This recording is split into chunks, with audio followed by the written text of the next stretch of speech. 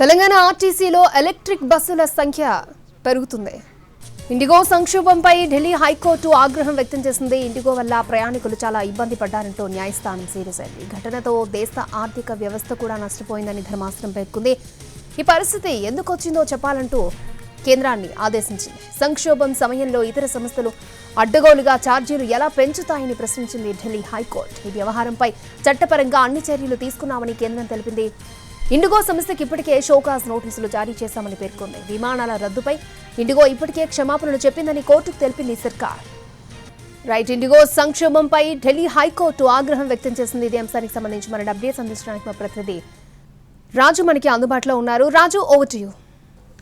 Thank you Akshaya. దేశవ్యాప్తంగా తలెత్తినటువంటి IndiGo సంక్షోభం ఇటు న్యాయస్థానాల్లో కూడా పిటిషన్లు దాఖలయ్యాయి. గత వారమే దాఖలైనటువంటి పిటిషన్ విషయంలో సుప్రీంకోర్టు విచారణకు నిరాకరించినప్పటికీ ఢిల్లీ హైకోర్టులో ఈ కేసుకు సంబంధించినటువంటి విచారణ జరిగింది. ఈ సందర్భంగా దేశవ్యాప్తంగా ఇంత పెద్ద ఎత్తున సంక్షోభం తలెత్తడానికి గల కారణాలు ఏంటి అంటూ ఢిల్లీ హైకోర్టు కేంద్ర ప్రభుత్వాన్ని ప్రశ్నించింది. డీజీసీఐ ఇంత జరుగుతున్నా ఏం చేస్తుందని అంటూ కూడా ప్రశ్నించినటువంటి పరిస్థితి కనిపించింది. మరోపక్క ఇప్పటి వరకు అంటే ఇండిగోకు సంబంధించి ఇటువంటి సమస్యలు తలెత్తుతున్నప్పుడు ఎందుకు ప్రభుత్వం సరైనటువంటి చర్యలు తీసుకోలేదు?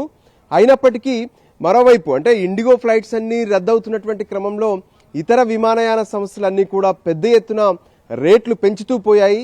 వాటిని ఎందుకు నియంత్రించలేదు అనే విషయాన్ని కూడా ప్రభుత్వాన్ని ప్రశ్నించింది ఢిల్లీ హైకోర్టు. దాంతో ప్రభుత్వం తరపున హాజరైనటువంటి అసిస్టెంట్ సోలిసిటర్ జనరల్ సైతం కొన్ని కీలక అంశాలను ఢిల్లీ హైకోర్టు ధర్మాసనం ముందు ప్రస్తావించారు. ముఖ్యంగా ఏదైతే దేశంలో ఉన్నటువంటి విమానయాన ప్రయాణికులకు మరింత భద్రత కల్పించడంతో పాటు విమానయాన సంస్థల్లో పనిచేస్తున్నటువంటి పైలట్లు కావచ్చు, క్రూ సిబ్బంది కావచ్చు, వీళ్ళందరికీ మరింత మేలు జరిగేలా కొత్తగా ప్రభుత్వం కొన్ని నిర్ణయాలు తీసుకుంది. అందులో కీలకంగా ఎఫ్డిటిఎల్ రూల్స్ ఏవైతే ఉన్నాయో ఫేజ్ 2 అమలు చేస్తున్నటువంటి క్రమంలో ఇండిగో విఫలమైంది. అందుకోసమే ఈ సంక్షోభం తలెత్తిందనే విషయాన్ని కూడా స్పష్టం చేశారు. అయితే దేశవ్యాప్తంగా ఉన్నటువంటి ఈ ప్రయాణికులందరూ ఎంతో పెద్ద ఎత్తున ఇబ్బందులు పడ్డారు. మరి వాళ్ళ సంగతి ఏంటి అని ప్రశ్నించినప్పుడు ఈ విషయంలో ఇండిగో ఇప్పటికే పూర్తి స్థాయిలో అంటే క్యాన్సిల్ అయినటువంటి ఫ్లైట్కి సంబంధించినటువంటి రిఫండ్ చేయడంతో పాటు వాళ్ళ బ్యాగేజీని కూడా వాళ్ళకు అందించేటటువంటి ప్రయత్నాలు చేస్తుంది. దీనికి సంబంధించి పెద్ద ఎత్తున కేంద్ర ప్రభుత్వం దర్యాప్తు కూడా ఆదేశించింది. మరోవైపు డీజీసీఏ ఏ విధంగానైతే ఇండిగోకు నోటీసులు జారీ చేసింది. ఈ క్రమంలో ఇండిగో సీఈఓ సైతం తను క్షమాపణలు చెప్పారు దేశవ్యాప్తంగా ఉన్నటువంటి విమానయాన ప్రయాణికులకు. సో పరిస్థితిని చక్కదిద్దేందుకు ఎప్పటికప్పుడు సివిల్ ఏవియేషన్తో పాటు డీజీసీఏ కసరత్తు చేస్తూనే ఉంది. ప్రస్తుతం ఈ పరిస్థితి మొత్తం గాడిన పడింది అనే విషయాన్ని కూడా స్పష్టం చేశారు. అయితే ఈ క్రమంలో ప్రయాణికులు పడ్డటువంటి ఇబ్బందులకు ఎందుకు బాధ్యత వహించలేదు? ఇంత ఘోరంగా ప్రయాణికులు ఇబ్బంది పడేటటువంటి పరిస్థితులు వస్తుంటే ముందుగానే ఎందుకు కేంద్ర ప్రభుత్వం సరైనటువంటి చర్యలు తీసుకోలేదు అనే విషయాన్ని కూడా స్పష్టంగా అటు ప్రభుత్వాన్ని ఢిల్లీ హైకోర్టు ధర్మాసనం ప్రశ్నించింది. సో దానికి కూడా అంటే అప్పటికప్పుడు ఇండిగో చేసినటువంటి తప్పిదాల వల్ల అంటే కంటిన్యూగా ఫ్లైట్స్ అన్నిటిని క్యాన్సిల్ చేస్తూ వచ్చారు. ఆ క్యాన్సిల్ చేస్తున్నటువంటి క్రమంలోనే ప్రయాణికులు ఎయిర్పోర్ట్లకు పెద్ద ఎత్తున చేరుకొని ఆందోళన చేయాల్సినటువంటి దుస్థితి నెలకొంది.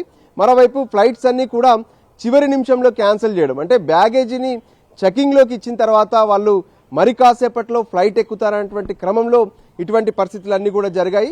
అందుకే ప్రయాణికులు పెద్ద ఎత్తున ఇబ్బందులు పడ్డారు.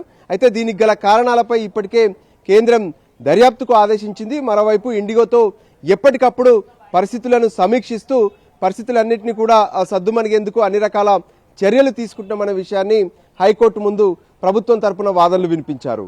అక్షయ. ఓకే రాజు.